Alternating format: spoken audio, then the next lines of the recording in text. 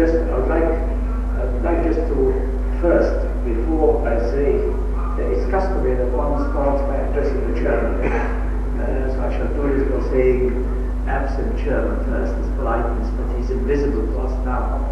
What I would like to apologize about is that, in fact, we were, Dr. Bishry and myself, we have an appointment, and we assumed that we would be starting our paper at 3 o'clock.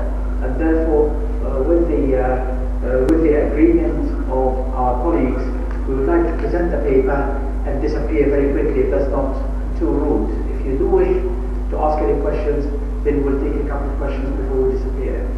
Both of us, it's a joint paper, and both of us will try and make it less scientific and hopefully a bit more economical. What I would like to start with, my introduction, is to say that there can be no doubt that the textile and clothing sectors or industries have played vital, important roles in the development of industries throughout the world. And indeed, there is an argument that these industries, particularly in Western Europe, have also been used for not only for economic expansion, but also for political influence. But there's no doubt that the textile industry is very, very important. Also, in the last 4 decades, 40 years or so, there has been a significant shift of the manufacturing base to very low cost developing economies. Most of these at the moment are going through a phase of liberalization. The evidence of this is indeed the export performance of these countries, the market share dominance of these countries, and the intrinsic competitive nature of these economies. I would like to move to just give you an overview, and we've heard this today, and I will go over it very, very quickly, an overview of market trends. We're seeing significant changes in consumer behavior. The consumer, and particularly the European and North American consumers, and becoming increasingly so in the Far East, are becoming very sophisticated consumers. They're becoming very demanding consumers, and they are becoming consumers that are becoming almost very obsessional about quality. And that even the effect of a significant promotion of the big brand names now, the big expensive brand names we see in all countries, even those that don't have enough rich people about, we still see now a lot of people walking around wearing Nike shirts and Lacoste shorts and so on. We're becoming obsessional about brand names, and there's been significant promotion of these. But I think also coupled to this, and that's the problem, that the general growth of consumption of textile and clothing, the growth itself, the rate of growth, is actually declining. That means, in fact, that there is going to be more competition. And the result of this is that retailers, we're talking about customers here, but retailers and buying consortia, and Europe is full of buying consortia that actually outsource their products from all over the world, but they become very innovative. When you have competition, you have innovation. And I think perhaps it's fair to say that the UK has taken the lead, has spearheaded the development of own label products, or sometimes referred to as private label products. And in fact, we see that a typical example, I'm sure most of you will know that Marks & Spencer will be a very good example of this, where about 96%, 97% of the product range is own label range. But I think what is very clear here is that because of the change of consumer behavior, because of the intensity, the increasing intensity of competition, this innovation is going to play an important role. There was a mention before, and I think it was here in this paper, or probably in the previous session, that the fashion cycles have got a bit much shorter now, and the fashion is changing very rapidly. And And therefore, what is needed now, suppliers of clothing now need to be flexible, they need to be agile, and they do need, most importantly of all, to try and work profitably on short-run basis and not what we used to have, the long runs of the old days. In fact, I do believe that not before long, our concept of mass production in textiles, and particularly clothing, when we think of the past, we're going to be looking at changes, continuous changing, continuous innovations. Now, just briefly, and I shall not, I don't think I need to talk about the various agreements, these have been covered here quite adequately, but the typical competitive characteristics of countries that are involved, of developing economies, of liberalized economies, that now have history and have tradition of textile manufacture, the impact of trade agreements, globalization, ICT developments, has really identified some really serious drawbacks, serious disadvantages, serious deficiencies in the units that are in the productive units in terms of management. The management of these units, when we talk about the textile sector, if I refer to spinning and weaving, dyeing, finishing, and so on as the textile sector, in many economies this has been state-controlled, very often state-controlled, large units, highly inefficient, machines out of date, and so on. And needless to say, the management has been bureaucratic. Also, on the other hand, the smaller units, the SMEs of this world that are producing garments, they are moving now away from what they used to be autocratically managed, very much by the owners. And this has changed quite a lot, simply and plainly because of the pressures of the trading environment. Quite a lot of these companies, these firms, also suffer from a lack of capacity as far as marketing products, developing, and I mean by that commercial developments of products and marketing of products. Very little experience. I'm going to concentrate a bit more on the garment sector, on the apparel sector. The situation with the apparel sector, the situation with most SMEs is not only in terms of management, but the development of SMEs requires significant, believe it or not, significant marketing skills than you would for the development of large units. Very often SME starts with 3 or 4 or 10 people, particularly in this part of the world, and the boss, the director, is also the engineer, is also the marketing guy, is also the managing director, he's the accountant, and he's the guy that negotiates with banks. And the development of SMEs tends to require that such approaches, such management approaches, would not necessarily be valid. Talking about human resources, in most of these industries, they relied in the past on unskilled and semi-skilled workforce. Technology is coming in now, and the introduction of new technologies, such as most of probably will know, as far as the government industry is concerned, CAD systems, computer-aided design and computer-aided manufacturing requires people of much higher skills. And in fact, the impact of competition, of globalization, now as necessitated looking at the human resources and trying to upgrade its capabilities. As I mentioned, production and technology, there is a big problem here from the textiles point of view. There are countries that have very successfully passed the stage of worrying about their large units, simply like Turkey is a very good one.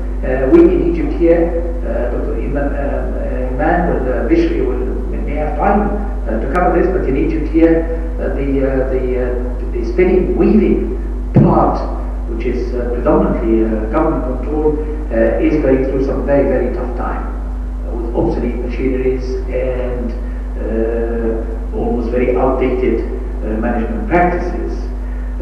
Investment and finance, now this is perhaps one of the most difficult tasks as far as the development of SMEs, and that is their access to finance.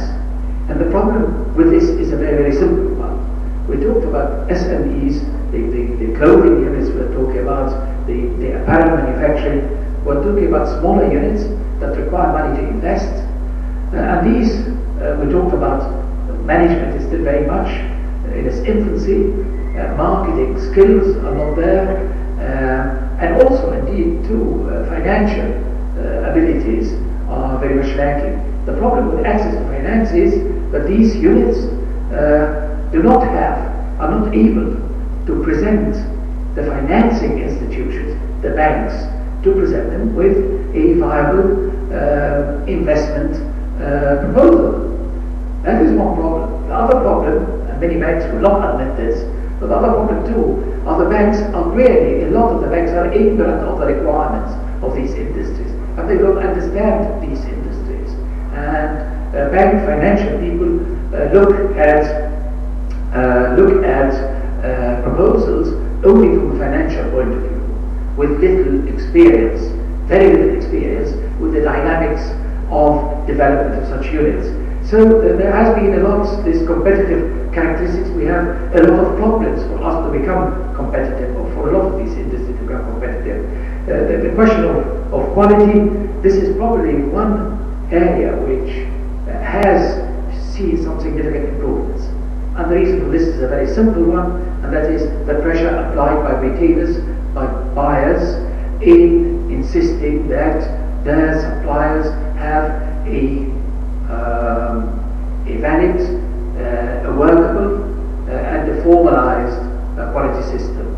So quality assurance is now becoming more and more a culture of these small units. And there has been many success stories in Egypt about companies in the clothing and the apparel area that have done extremely well in exports to North America and to Europe, and particularly to the very tough retailers, the very, very tough retailers of the UK and of Germany. So we have problems. The other thing that is also, just to summarize, the factors which will affect a sustained improvement in competitiveness for the industries that we already know, a lot of us have been involved with, the textile and clothing industry. The future is going to be, the problems that is going to affect our sustainable competitiveness will be labor cost. And there's been talk now about countries like Turkey now, where the labor cost is going up, and if the labor cost goes up, competitiveness is affected. And really the only way to overcome this, I feel, is to move to a different part of the value chain in textiles. We have been countries like Romania and Bulgaria and Turkey to some extent have been very much used under the LOHN system that most of you probably know, the outward production. Germany, Italy and the UK would send all the materials, would export all the materials to these countries, and these countries would make the products, would make the garments and export them back to these countries. This has an advantage in terms of gaining expertise in production. It has advantages in terms of quality, but it has the biggest disadvantage of being only limited in know-how to production or to assembly of garments, if I can call it that. And I think when the cost goes up, firms, industries will need to look at a different part of the supply chain where the margins are high and where there is in fact a requirement for skilled labor. Private sector investment and FDI, foreign direct investment, this is much needed. And Egypt, and Dr. Iman is far more experienced than I am in Egypt, but the private sector has always, the dynamics of the private sector, providing the environment, the government environment is actually able to raise investment. The government has a big role to play to try and tempt inflows, significant inflows of FDIs. Marketing and export culture, small companies now are beginning to learn that it's not only the marketing and the export culture, but the structure and the management of the companies have got to take into account the fact that export is definitely export is definitely one way for looking at a much higher margin sales. Access to market information, again this was touched before, difficult area, very difficult areas in these countries. India, interestingly enough, and I was there about 3 years ago, maybe out of date now, but they've done marvelously well in being able to provide enough market information about Western Europe, about the States. I say India, it includes Pakistan also. So access to market information is, if we don't have it, then it's pointless thinking in terms of being competitive internationally. The weak supply chain, we have a chain of supply where in most of these countries initially the components of the supply chain were not talking to each other. Weavers were unable to provide the short runs required by the garment manufacturers. Fiber young producers were not in the picture regarding what fashion trends are going to impose on the quality of their yarns to supply to the weavers and so on. I think I have omitted to mention the fact that what we need very desperately in these economies that are becoming less competitive because of their success, let's face it, because of their success, is to try and move in these areas of the supply chain that really can have sustainable future design of garments. We don't design garments, we get the prints sent to us from all over the world, and I think, as has been mentioned, we are very much at the moment, most of these economies are very much relying on assembly and packaging and exporting, in effect. The access to finance, we have covered this. Introduction to modern management methods and technology. In the first session in the morning, the gentleman that taught at the podium talked about the problems, and we need research in universities, and we need. Actually, this is not the core problem in these countries. It's not research, although research is necessary and vital. It is actually management. It's management of finance. It's management of production. It's management of marketing, and it's planning and strategic planning, and that is desperately needed. Last, by no means least, we have two items where the government has to play a very serious part, and that is an industrial strategy, a long-term industrial strategy. And this strategy of the government must be based on creating a competitive environment. There has got to be, this protectionism should be now forgotten. The economies must be subjected to internal competition and external competition. It is the only way for sustainable future. Last but by no means, of course, is the bureaucratic regulations and legal systems that can have dramatic effects on the development of or improvement or increase in FDI and in private investment. So there is a lot that we're going to catch up with. But having said that, I think most of these economies, there have been fantastic successes, as you will see in a moment, in the terms of the garment industry, successes of countries like Morocco, like Tunisia, and I'm leaving China as being the benchmark, but like Turkey as well. I would like now just to hand you over to Dr. Iman Bishry, who will actually look at a method of analyzing, a technique at her research work in analyzing the competitiveness of industry.